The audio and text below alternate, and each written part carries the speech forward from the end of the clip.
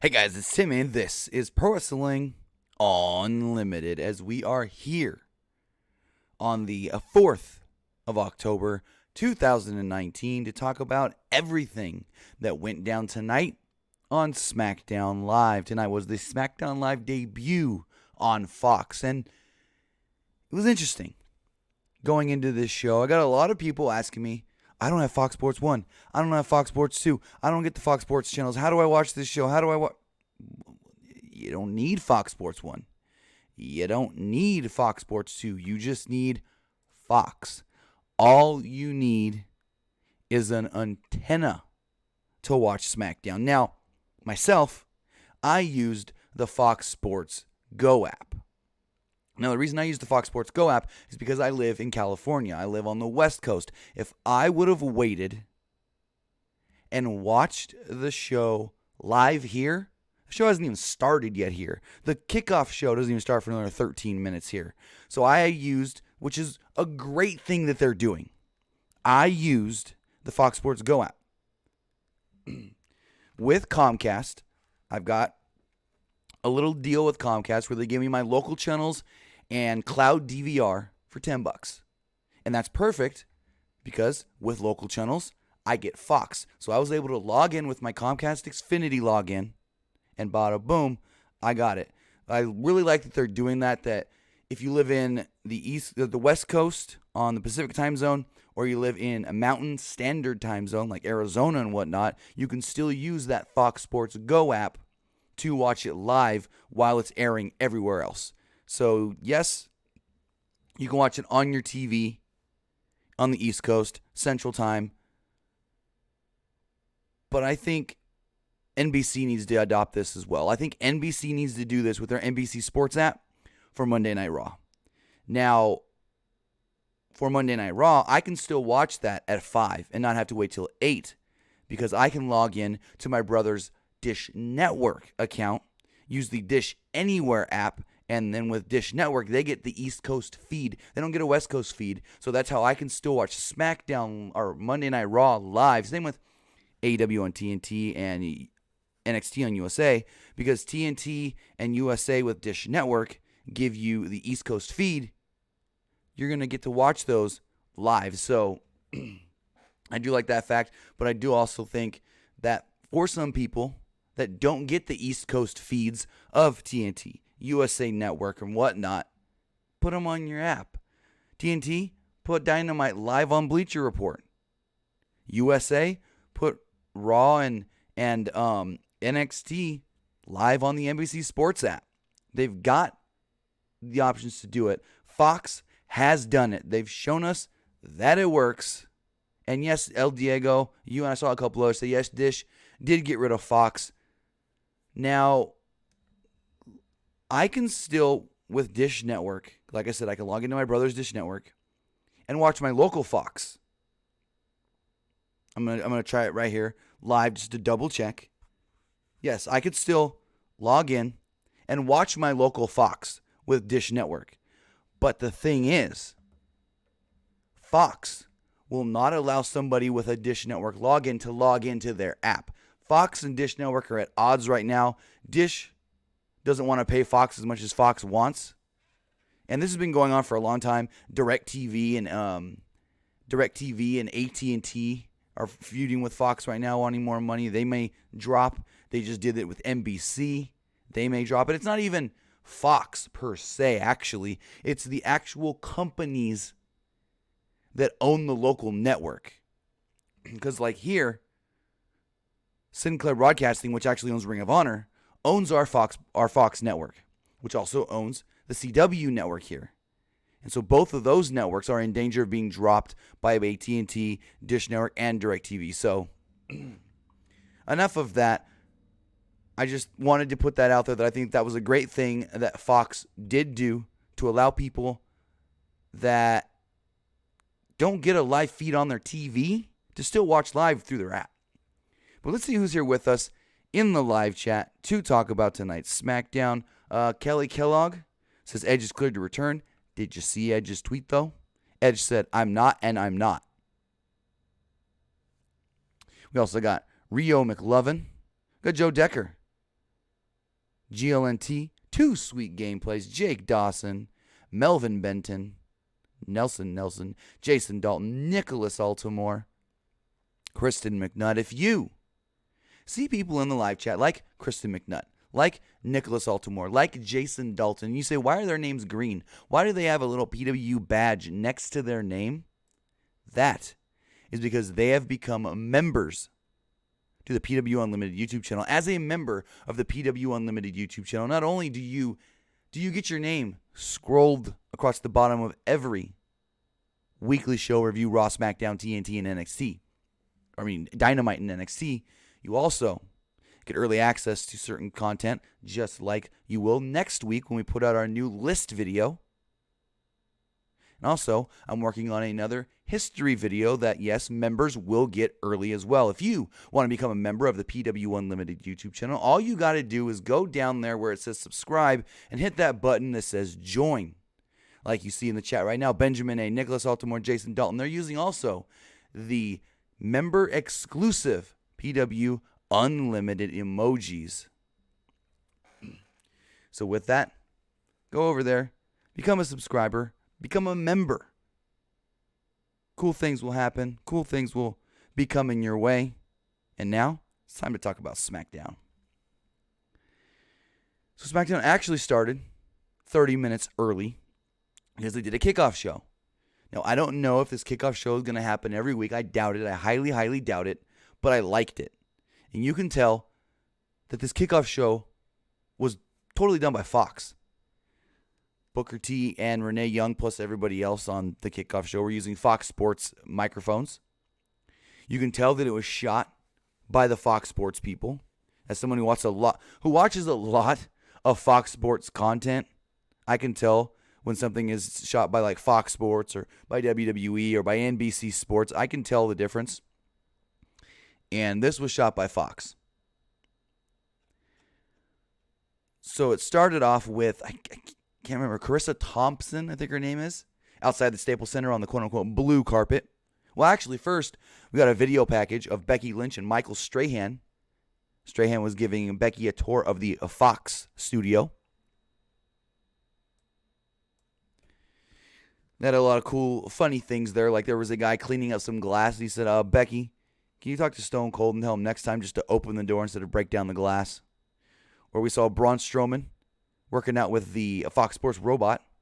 And he said, you're going to get these robot hands. Then they went into the studio where the new WWE backstage show will be held. And the lights were all out. Strahan goes, they said that this place would be nice and lit, and it will show you exactly what it looks like. And then the Fiend appears. And then bada boom, there we go. It's over. And we go to Carissa Thompson, who's on the blue carpet. She interviews Charlotte and Ric Flair inside the Staples Center. We see Renee Young and Booker T. They're first with Big E and Xavier Woods.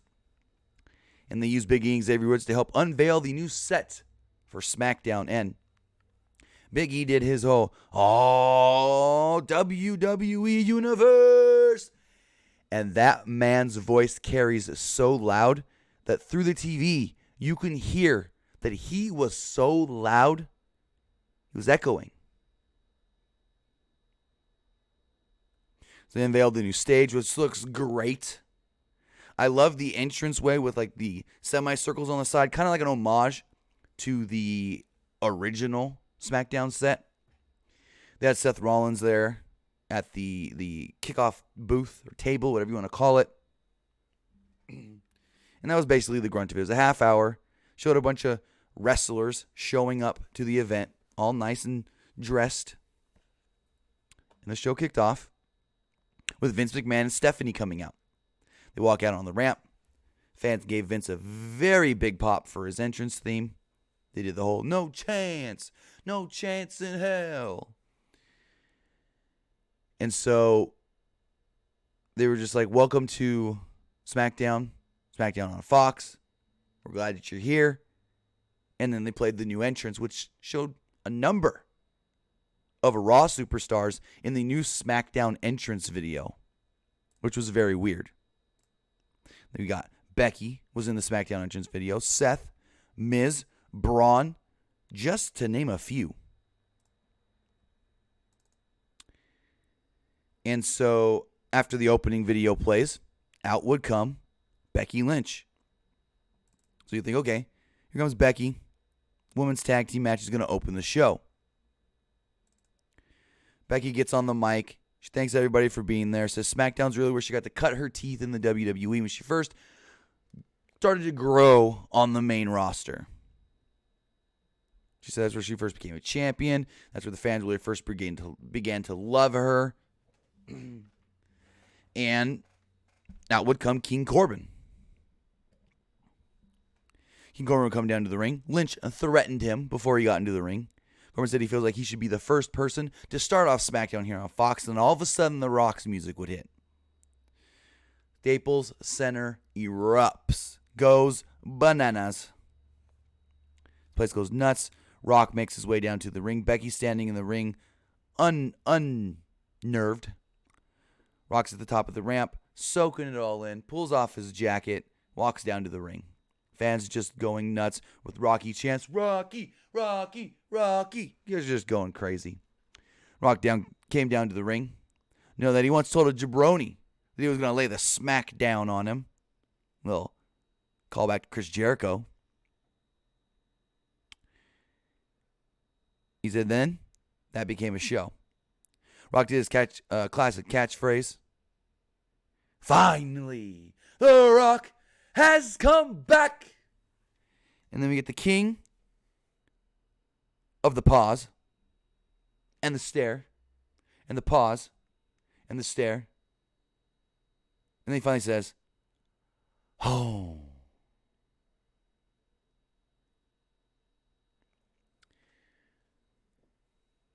So he looks at Becky, looks at Corbin, basically calls Corbin a broke Burger King on crack. Rock mocked Corbin for dressing like a 35-year-old virgin at Comic-Con. Rock knew that Lynch calls herself the man, but she doesn't walk around with giant testicles. Lynch interjected. They'd still be bigger than Corbin's, and the fans broke out into Becky chant. Corbin got in Lynch's face, or Lynch and The Rock's face, actually. Before that, though, Rock said that these fans, in 3 seconds, are going to chant something for you they're never going to forget. STD. And the crowd started chanting, STD, STD, STD. And Becky says something along the lines of, I didn't write this down, but she goes, that's going to stick with you. And so he gets in their faces, and they take turns walloping on Corbin. Rock punches him a couple times. Becky punches him a couple times. Rock levels him and takes him down.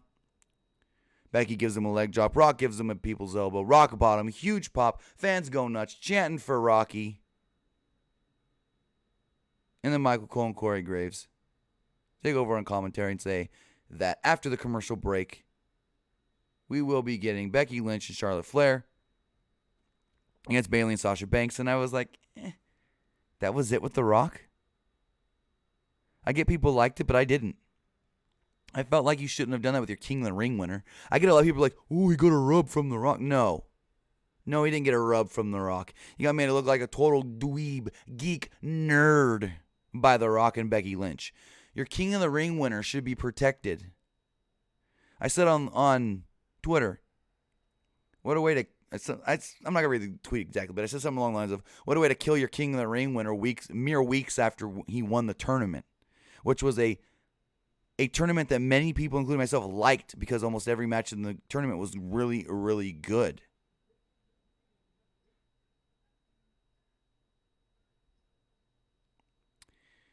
But then you have your King of the Ring winner out here getting jobbed by The Rock and Becky.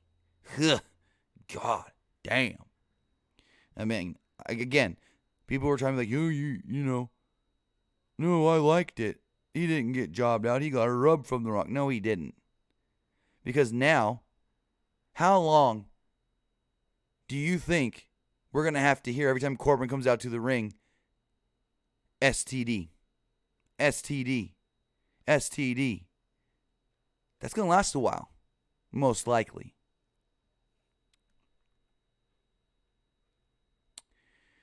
So after the commercial break, we did get a women's tag team match. Flair jumped Bayley to start the match and had the early advantage. Flair went for a moonsault, but Bayley shoved her off to the floor. Back from the break, Flair fought off Bayley and Lynch got the hot tag. Lynch ran wild and hit a leg drop from the second turnbuckle on Bayley for a near fall. Flair hit the natural selection on Bayley, but only for a near fall. All four women started brawling in the ring. Lynch brought Banks down with a missile drop kick and then sent her to the floor.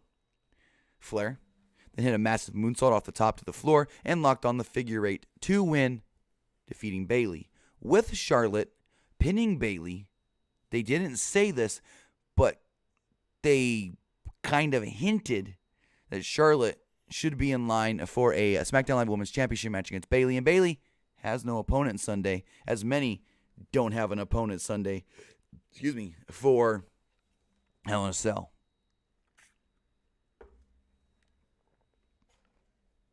So, going forward, we got Erin Andrews of Fox Sports actually interviewing the New Day backstage. And she was just great, as she always is. She's always good on the Fox Sunday NFL stuff. She's always good on Dancing with the Stars. She's just a natural. She don't know nothing about wrestling, but she's a natural here. She even saw the New Day start dancing after she did the interview, which it was just basically, Kofi said, I saw what Brock did on Monday. I'm not just fighting for myself and to keep my title, but I'm also going to avenge Dominic. And then the New Day started dancing. Quickly, she looks around. She goes, oh, maybe I should dance with them. And she did a little bit. And that was pretty cool.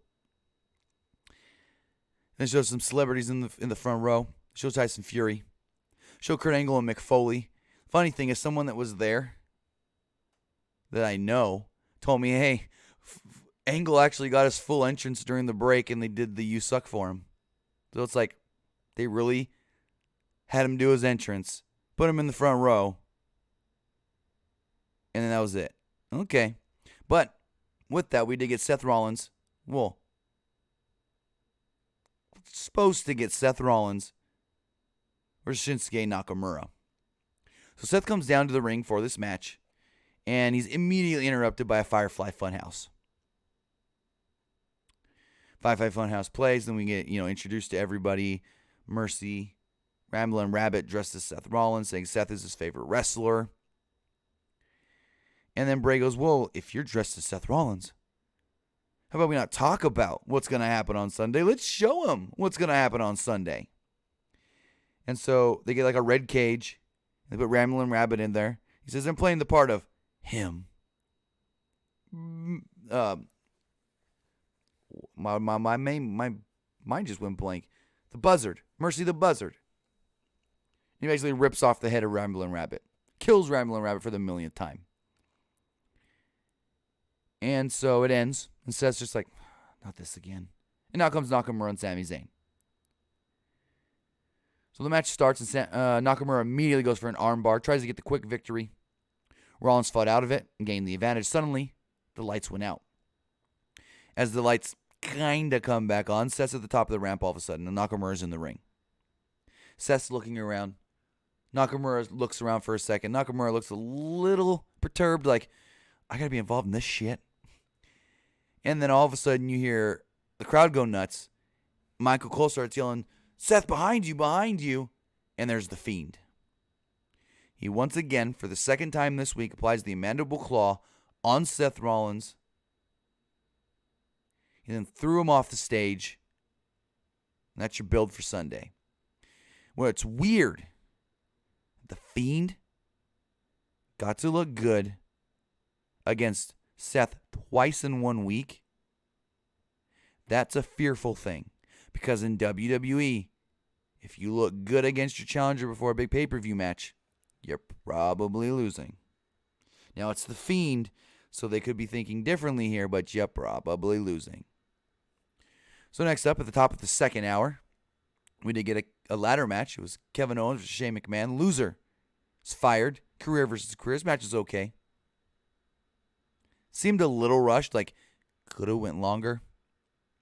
Owens and McMahon fought up the ramp to start the match. Owens tossed a ladder at McMahon, but he ducked, and the ladder went flying. Owens tried bringing in a ladder, but McMahon hit a sliding dropkick into the ladder. McMahon hit Owens with the ladder on the back and placed him on the announce table. And Shane goes to throw the ladder down, and the ladder hits the top of the barricade, but it was like up a little. So if that guy that was sitting right there front row was actually leaning on the barricade, he would have smacked in the head. So he was lucky that he was leaning back trying to film the action. Michael Cole says, it's going wild out here. Things are just getting thrown everywhere. And when the ladder hits, you see Corey Graves look over right at the guy that it could have hit, like, oh shit. So Owens gets put down on the table. Shane beats him down for another couple seconds. Shane climbs to the top turnbuckle, barely hits that elbow, putting Kevin through the table. After commercial break, Owens is back in control and hit a frog splash from the top turnbuckle to McMahon, who was bridged on a ladder at ringside, and they broke through the ladder. Cool spot. Owens had to climb the ladder, but McMahon cut him off, hit him with a chair. McMahon placed the ladder across Owens' face as Owens was sitting in the corner and hit the coast to coast. Graves pushed the idea that the coast to coast does not hurt just Kevin Owens, but Shane McMahon himself because of the way he landed, which I liked that because Kevin Owens was able to get his wits about him, but Shane wasn't just, oh, I hit him, now I can climb the ladder really fast. Shane was able to kind of catch a breather himself as well. So McMahon sets up the ladder, climbs up the ladder, gets a ways up there, and he's up there, and Kevin Owens gets into the ring and stops him. So Shane's trying to kick him off, but Owens grabs him. There's a ladder bridged in the corner. So Shane finally gets pulled off of the ladder, and he gets power bombed onto the other ladder, and Shane kind of like slides out of the ring, kind of. Kevin Owens climbs up the ladder actually pretty quickly, grabs the briefcase, and wins the match. Again, it seemed a little rush, but for what it was all right.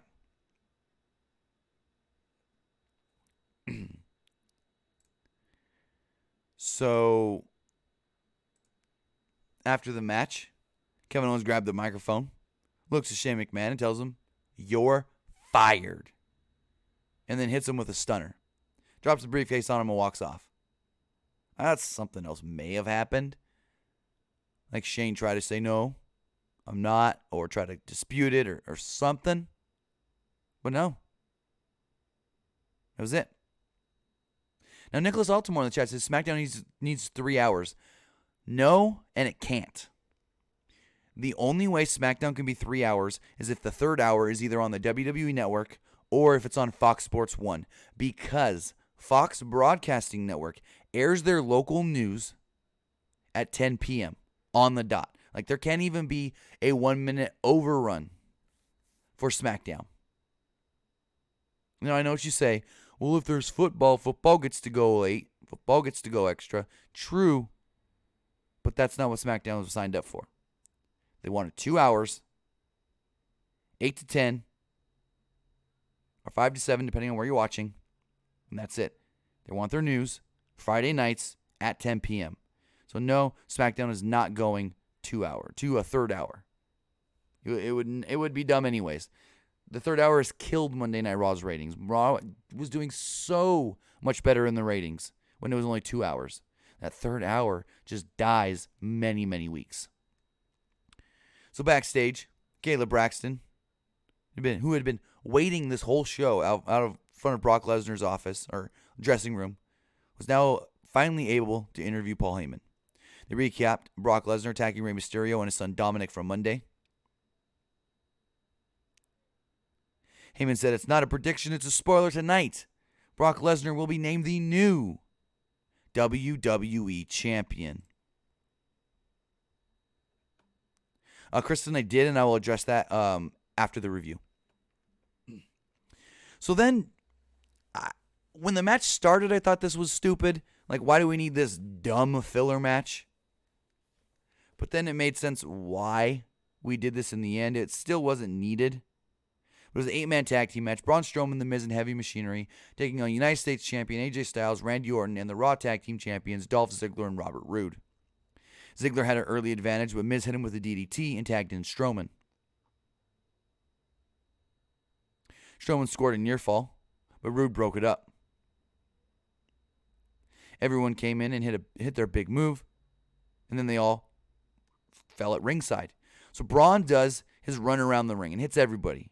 Orton, Roode, Ziggler, AJ. And then he stops, and he laughs, and he looks at Tyson Fury with the WBC heavyweight champion. I think he's WBC. Correct me in the live chat or the comments below if I'm wrong, but he's the boxing heavyweight champion. Big dude. He kind of like looks at him, laughs, and like squares up, and then kind of goes on his way. Fury's not happy about it, and he stands up. Strowman then hits a big slam on Ziggler in the ring and pins him. And Tyson Fury's still standing. Braun gets to his feet, looks over at Tyson Fury, and just keeps laughing. So after the match, Tyson Fury jumps the barricade, and immediately, before his feet hit the ground, security's there. Massive amount of security to stop him. Strowman's just in the ring, again, smiling and laughing. Good reaction from the crowd here. Makes me believe that they're going to do something eventually between Tyson Fury and Braun Strowman, whether that's Survivor Series, whether that's Royal Rumble, whether that's all the way next year at WrestleMania. Who knows? We'll have to wait and see. So we got a lumberjack match. Roman Reigns against Eric Rowan with 20 lumberjacks at ringside and Daniel Bryan on commentary. Some of the lumberjacks included Ricochet, Andrade, Viking Raiders, SmackDown Tag Team Champions, The Revival. So Rowan had an early advantage here and scored a near fall. Rowan with a really good spinning back kick. Firmly in control after a commercial break, but Reigns finally fought back and hit a Samoan drop for a near fall. Reigns went for a Superman punch, but Rowan caught him. Harper made his way down to ringside, and Bryan attacked Harper. All the lumberjacks then brawled, and Reigns hit a massive dive to the outside on all the lumberjacks. Surprise, surprise. Rowan then powerbombed Ali into Roman.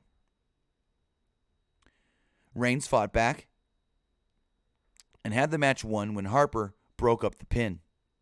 Graves noted that there's no disqualification in a lumberjack match, just so we know. Bryan nailed Harper with a running knee. Rowan attempted the Iron Claw, but Reigns speared him instead and got the victory. So again, another match that may be set up for Sunday's Hell in a Cell. I don't know. Harper and Rowan, or Rowan and Harper, they're going to call them, against Reigns and Bryan maybe. Then we get our main event with 9 minutes left in the show. So before that, actually, they say next up is the main event after the commercial break. WWE Championship on the line. So we get this commercial break. And then there's a commercial for this sausage. I can't remember the name of the brand. You see Marty Smith of ESPN. And he walks around this house. And all of a sudden, who's cooking sausage? Former UFC heavyweight champion Cain Velasquez. And I'm like, well-timed commercial, Fox. Cain Velasquez in a sausage commercial right before Brock's match. Wow. So, match starts, Brock comes out. Kofi comes out. Throws a couple pancakes, gets in the ring, gets the ring intros. We get the normal Greg Hamilton introducing Kofi. Heyman takes the mic, introduces Brock. Crowd does everything with him. Brock Lesnar. Two men get to their corners. Square up. Bell rings. Ding, ding, ding. Kofi runs at Brock. Leaps. Brock catches him. One F5. Pins him 1, 2, 3. Less than 30 seconds. Couldn't have been more than 20 seconds. New WWE champion. Kofi disappears. Brock's music hits. You kind of hear the dum, dum, da dum, dum, da da dum, dum, da dum, dum, da da dum. Faintly. Like you don't play it loud, which was a sign that something was going to happen, especially when there is still 4 minutes left in the... No. 7 minutes left in the show at this point. Maybe maybe 6. Like 5.5, 6 minutes left in the show. And all of a sudden, Rey Mysterio's music hits. Booyaka Booyaka 619. Now, if you didn't see earlier on social media from the blue carpet, Rey was walking around with a sling. So my thought was, Rey going to come down here and try to... Because at first, I just hear Rey's music. Because when Brock's celebrating, I kind of turned around and looked at my computer for a second. So I hear Rey's music. I hear the Booyaka Booyaka 619. But 30 seconds later, turn around, and you hear Corey Graves say, "Who is that?" with Rey Mysterio, and it's Cain Velasquez. Now, if you're unaware who Cain Velasquez is former UFC heavyweight champion. Cain Velasquez just had his first ever pro wrestling match about a month ago for AAA and Triple Mania. And he did great. Then he did another match for AAA at Madison Square Garden. And we know that even before all of that, he had gone to the WWE Performance Center and trained just slightly. And so there was interest from WWE bringing Cain. But the thing is, Cain, as a former UFC heavyweight champion, only 3 people in history ever beat Brock Lesnar in the UFC, and one of them was Cain Velasquez, the only man to beat Brock in a title match. In Anaheim, California, he TKO'd Brock in less than a minute. Knocked him out in the first round. So the question had always been, since Cain Velasquez made it known that he was interested in wrestling, when is WWE going to bring him in? And when are we going to get Cain versus Brock in now? We getting it. It was inevitable. Now, Cain had interest from AEW as well. AEW wanted to bring in Cain Velasquez. When Cain Velasquez had his first match, it was a 6-man tag where he actually teamed with Cody. And Cody loved working with Cain. The interaction that the two had, Cody said, was just tremendous. He thought Cain was a great professional and could be a great name for AEW, but obviously he has picked WWE. Cain Velasquez is now with the WWE. We don't know contract details. We don't know if Cain's actually signed a deal with WWE, if this is for one match, if this is for 2 matches, this is for a multi-fight deal. We don't know. So Cain comes down with Rey, and he gets in the ring.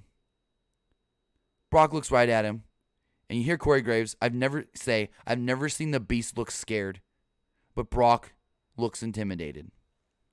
Cain takes him down with a double leg. Brock covers, gets pummeled for a minute, gets out and runs. So he and Heyman start to retreat, and then he gives Heyman the belt, and he looks like he's going to get back in the ring. And he backs up again. You got Charles Robinson telling him not to do it. Well, Charles Robinson should have not been there. I didn't like the whole, don't do it, Brock. Don't do it. Don't get back in the ring. Oh, we don't want to see you two fight. No, let these two fight. Just let them go. You knew Brock probably wasn't going to get in. And it wasn't going to happen. But I just didn't like Charles Robinson. They're trying to stop Brock. So they retreat up the ramp. And then Brock kind of teases it again. And finally, Brock's like, I've had enough of this. And he leaves.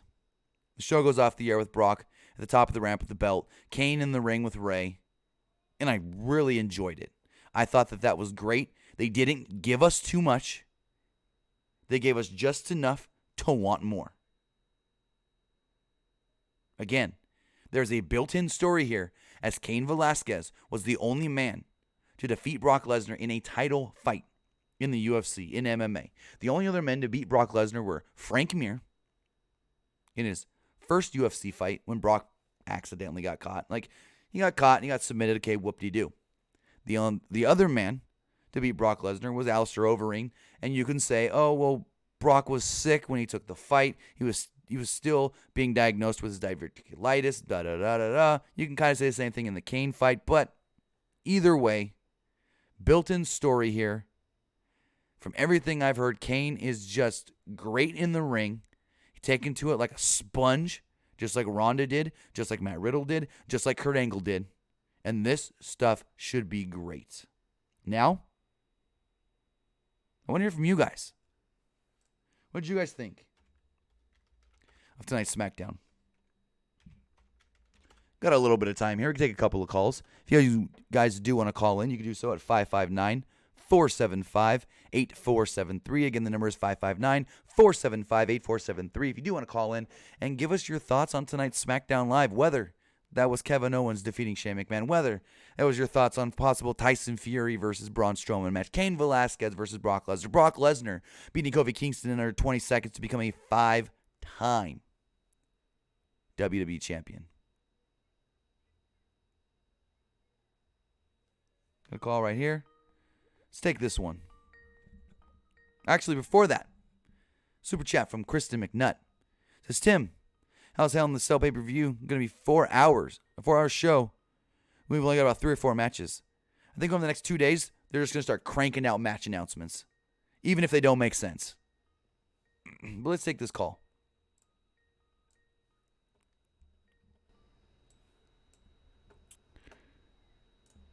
Caller, you're on the air. What's going on?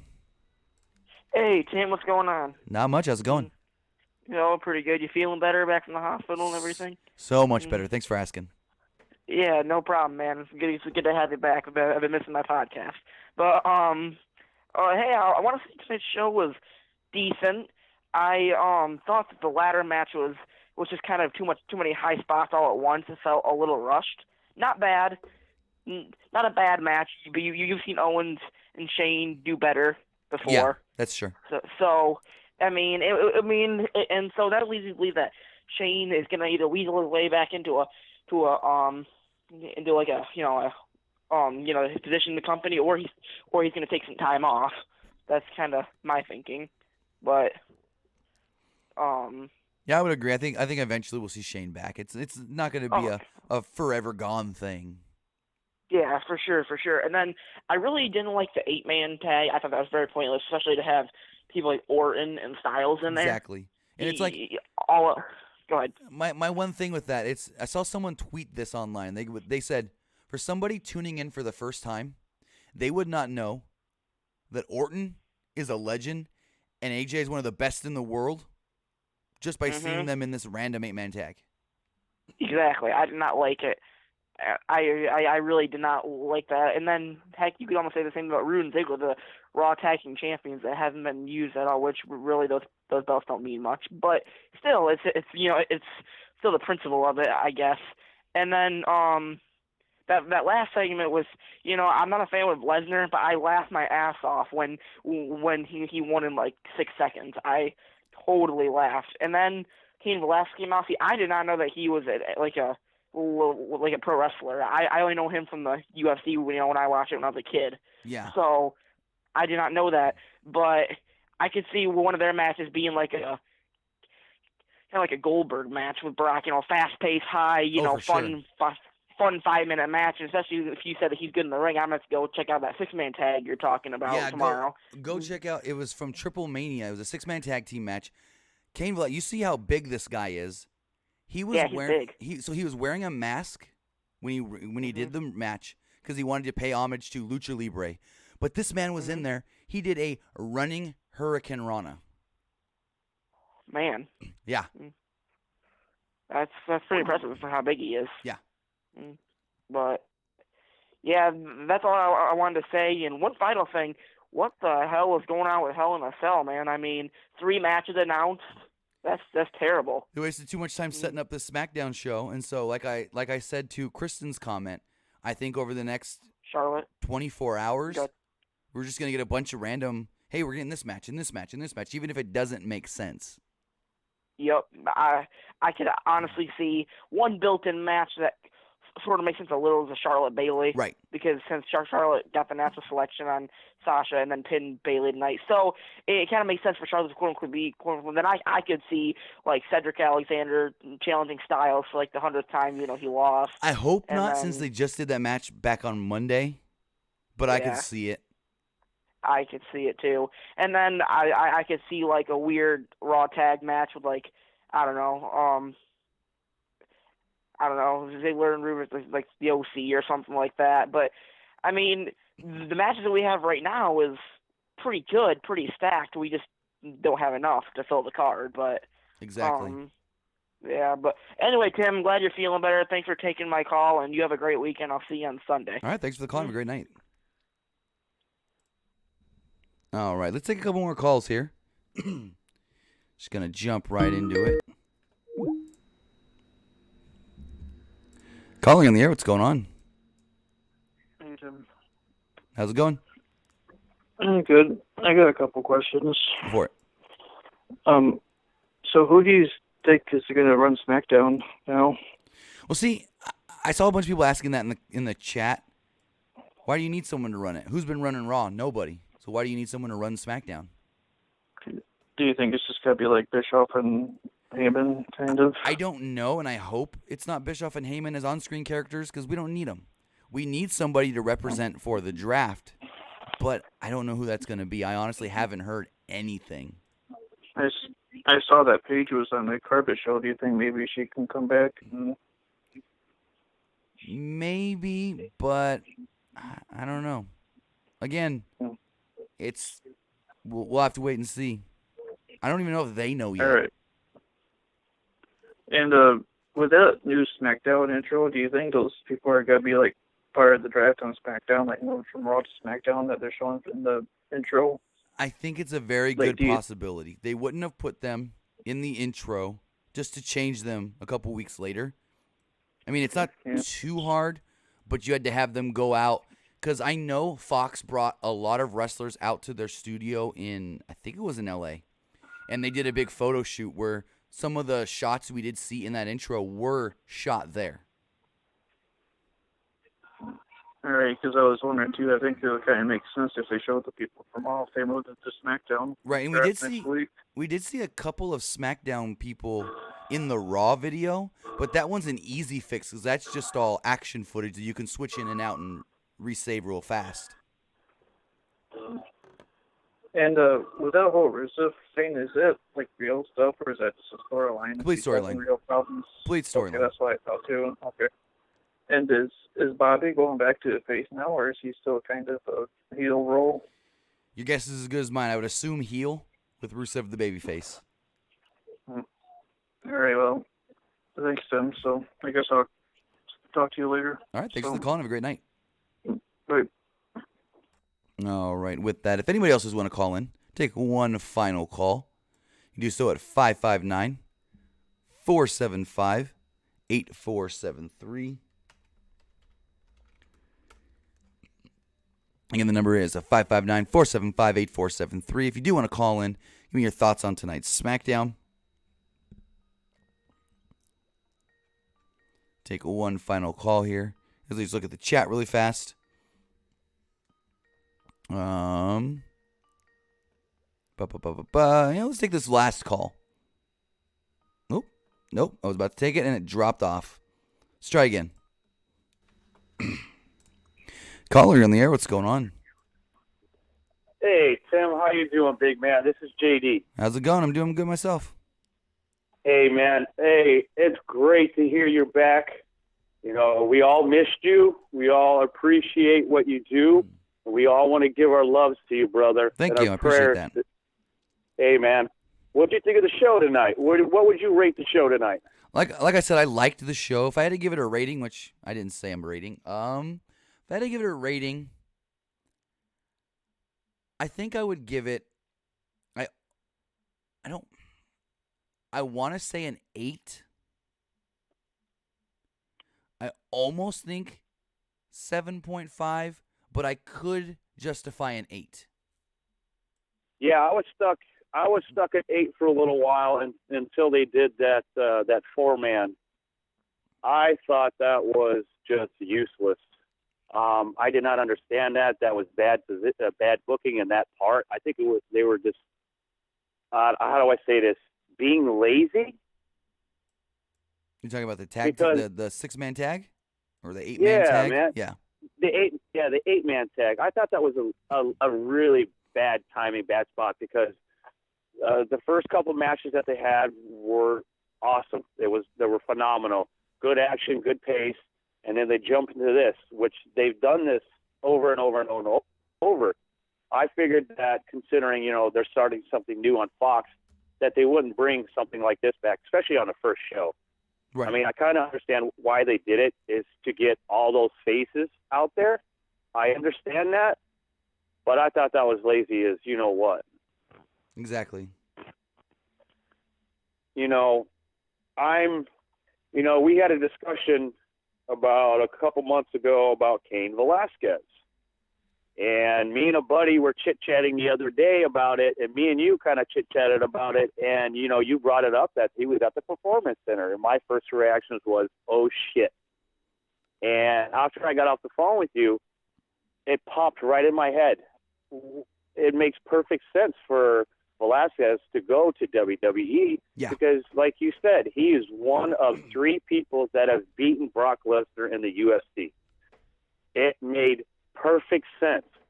And then when I was watching the show on Wednesday, the AEW show, I was like, you know what? That would be a freaking awesome match to see Cain Velasquez versus Jack Hager. Oh, man, I was kind of salivating at the end of the show. Ooh. As just a wrestling match? Like pro wrestling? Yeah. Yeah, I mean, that would be okay. But there's no built-in But there's no built-in story like with Brock and Kane. Right. And, that was my first reaction was Brock and Kane. But then after the show at AEW on TNT, I was kind of like, oh, boy, this would be awesome to see Cain Velasquez. No? You don't think so? No, because I don't think Hager's a big enough name for something like that to be. Because I think if you do Cain Velasquez and Brock Lesnar in WWE, that's going to get mainstream attention.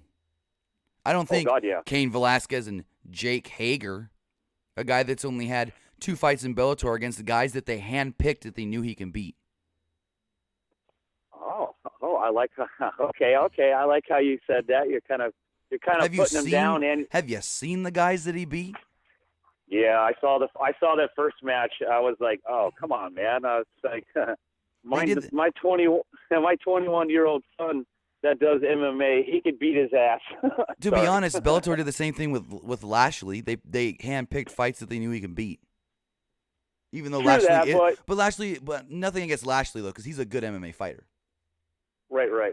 But true that, my first, after the show went off on Wednesday, my first thought was, oh wow, that would be great to see those two MMA fighters. Yeah, right. Cain Velasquez is the fucking man. Like, like I said, he could walk around the streets of Mexico and get mobbed like he was a freaking president. But, man, it fit perfectly. When I got off the phone with you 2 months ago when we were talking about it, it popped right in my head. It made perfect sense for him to go there. And I was talking to my buddy the other day. He didn't believe me. He was just like, no, man, there's no way in hell he would go there. He was wrestling with Cody Rhodes. They look great. I guarantee you they probably talked backstage. They probably buttered him up and stuff like that, try to get him to go to AEW. They did. I thought that would have been perfect. But it made complete sense. And I kept telling my buddy, he just was like, oh, man, it's not going to happen. He's going to go to AEW. And I kept telling him, like, dude, he was at the Performance Center. Brock Lesnar. He was at the Performance Center like a year ago. Oh, was it a year ago? I thought it was a couple months ago. Yeah, I believe it was quite a while ago. I can look it up. Okay, all right. Well, our conversation that we had about it was a couple months ago, and I thought it was like recently that he was at the Performance Center. But it was back in July of 2018. He did like a weekend, like a week thing. It wasn't long. It was a couple days. He trained there in the ring, learned some stuff, and it was when he was first getting the itch, and he wanted to see if he was really, really interested in if he could actually do it. So WWE brought him out and said, "Hey, we'll test you," and boom. Ever since then, he got the bug, wanted to learn. He wanted to actually train lucha style. He trained lucha, learned lucha. He signed a 3-fight deal with AAA, which he had, I assume, got out of that deal because he only did 2 of the fights. He was supposed to do He was supposed to do a third match for them in Los Angeles at the end of this month, but that show was canceled.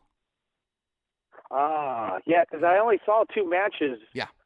With Cain Velasquez, and dude, that would have been cool to see him in 3 matches, and then boom, bounce him on over to WWE. Yeah, because he did the Triple Mania match, loved it. They signed him to 2 matches for the United States, and like I stated, the LA show got, they say postponed, but I'm pretty sure it's just all canceled.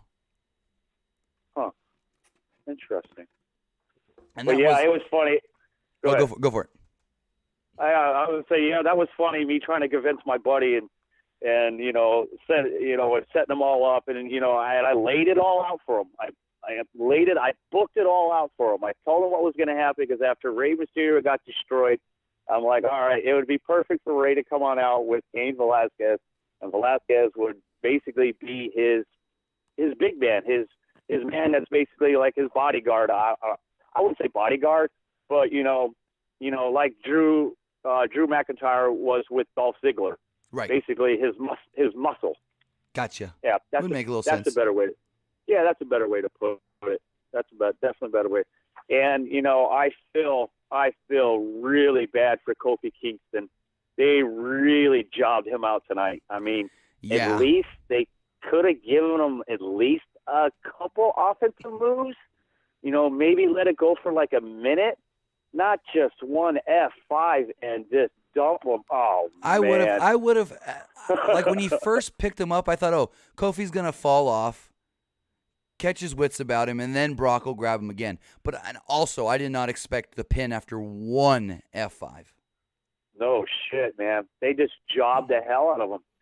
So I was thinking after they did that, the reason why they did that to him is so that the New Day can go to Monday Night Raw and have all 3 of them go there. That was my thought. Maybe. I mean, that's a possibility, but... Why would you put Kofi Kingston on SmackDown after they just squashed the shit out of him? I mean, it's not going to be any better on Raw. Everyone's still going to see him as the guy that got beat by Brock Lesnar in 20 seconds. Yes, true. I get what you're saying, but, there are a lot of people, I wouldn't say a lot of people. There are some people that only watch SmackDown. There are only some people that watch Raw. There are only some people that watch NXT. So it's like, you put him on the big show on Fox. I'll have all the mainstream eyes look at him, see him, and then they bounce him on over with New Day and everything, and then have him, bring some eyes that were watching Fox, bring them over to USA on Monday night. That was where I was it's kind of possible, thinking. But I don't know where you go with Kofi now that he got beat so quickly. It's just like he's back to right where he was a year ago. Just that guy in the New Day. You mean 11 years ago? No, a year ago before he was Kofi Kingston, the guy that the fans wanted to see as the guy.